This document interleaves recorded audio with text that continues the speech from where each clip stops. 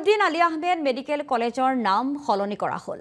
নতুন নাম হ'ব বৰপেটা মেডিকেল কলেজ এণ্ড হাস্পাতাল। অসমৰ প্ৰথমগৰাকী ৰাষ্ট্ৰপতিৰ নামত আছিল এই প্ৰতিষ্ঠানখন। ফখৰুদ্দিন আলী আহমেদৰ নামত হ'ব অন্য শিক্ষানুষ্ঠান। ৰাজ্যিক কেবিনেটৰ এই সিদ্ধান্তক লৈ ৰাজ্যজুৰি প্ৰতিক্ৰিয়াৰ সৃষ্টি হৈছে।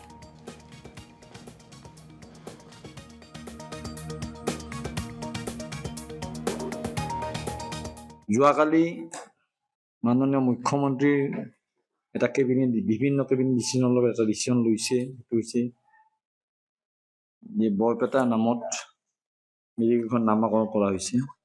যোৱা 4 তাৰিখে দৌলত মহোৎসৱলৈ আহিছিল আৰু আহোঁতে বিভিন্ন স্মাৰকপত্ৰ বিভিন্ন কথা কোৱাৰ লগতে আমাৰ লগত সাক্ষাৎ হওঁতে সেই সময়ত ৰঞ্জিত কুমাৰ দাস আছিল, লগতে সতীৰ্থ হিচাপে, আৰু চন্দ্ৰমোহন পাটোৱাৰী আছিল, লগতে জিলা সভাপতিও আছিল আৰু কৰ্মকৰ্তাসকল আছিল তথা আমাৰ পৰিচালনা সমিতিৰ সদস্যসকলো আছিল।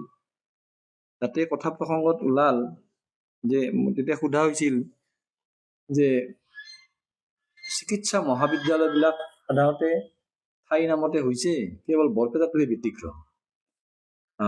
এনেকুৱা কথা তেওঁ কৈছিল। অসম চৰকাৰৰ কেবিনেটত যিটো সিদ্ধান্ত হ'ল বৰপেটা মেডিকেল কলেজ আৰু হস্পিটালৰ নামকৰণক লৈ, এতিয়া এই কথা স্পষ্ট হৈছে যে অসমৰ প্ৰায় কেইখন মেডিকেল কলেজ যিকেইখন সম্পূৰ্ণ হৈছে গোটেইকেইটা মেডিকেল কলেজত সেই ঠাইৰ নামে দিয়ে নামকৰণ কৰা হৈছিল।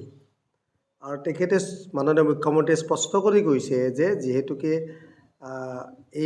এইখন প্ৰাইভেট বুলিয়ে বহুতে সন্দেহ কৰে আৰু তেখেতকো ফখৰুদ্দিন আলীৰ নাম তেখেতকো ৰাষ্ট্ৰপতি হিচাপে বেলেগ ধৰণে তেখেতক উপস্থাপন কৰিব। তেখেতৰ নামটো ক'ৰবাত নহ'লে ক'ৰবাত প্ৰজেক্টত তেখেতে স্পষ্ট ভাষাই দি কৈছে।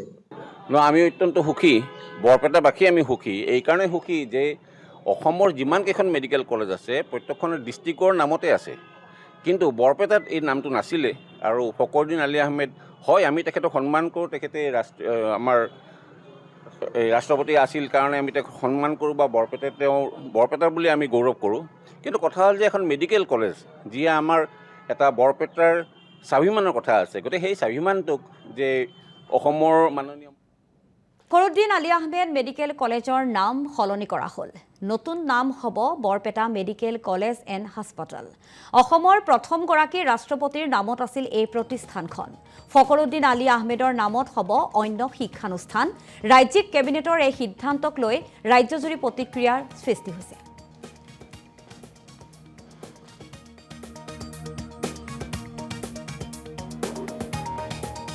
যোৱাকালি মাননীয় মুখ্যমন্ত্ৰীৰ এটা বিভিন্ন কেবিনেট ডিচিশ্যনৰ লগত এটা ডিচিশ্যন লৈছে। সেইটো হৈছে যে বৰপেটা নামত মেডিকেলখন নামাকৰণ কৰা হৈছে। যোৱা 4 তাৰিখে দৌলত মহোৎসৱলৈ আহিছিল আৰু আহোঁতে বিভিন্ন স্মাৰকপত্ৰ বিভিন্ন কথা কোৱাৰ লগতে আমাৰ লগত সাক্ষাৎ হওঁতে সেই সময়ত ৰঞ্জিত কুমাৰ দাস আছিল, লগতে সতীৰ্থ হিচাপে, আৰু চন্দ্ৰমোহন পাটোৱাৰী আছিল, লগতে জিলা সভাপতিও আছিল আৰু কৰ্মকৰ্তাসকল আছিল তথা আমাৰ পৰিচালনা সমিতিৰ সদস্যসকলো আছিল। তাতে কথা প্ৰসংগত ওলাল যে তেতিয়া সোধা হৈছিল যে চিকিৎসা মহাবিদ্যালয়বিলাক সাধাৰণতে ঠাই নামতে হৈছে, কেৱল বৰপেটাটোহে ব্যতিক্ৰম।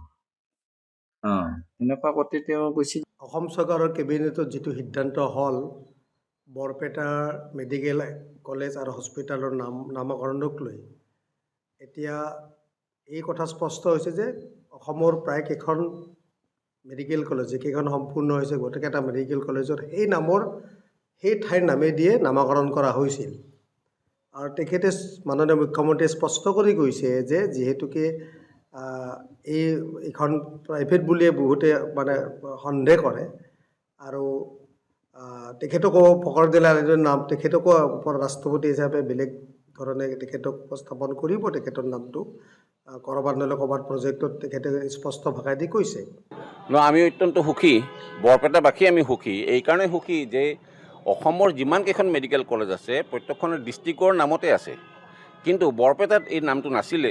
আৰু ফখৰুদ্দিন আলী আহমেদ হয়, আমি তেখেতক সন্মান কৰোঁ, তেখেতে আমাৰ এই ৰাষ্ট্ৰপতি আছিল কাৰণে আমি তেওঁক সন্মান কৰোঁ বা বৰপেটাৰ বুলি আমি গৌৰৱ কৰোঁ।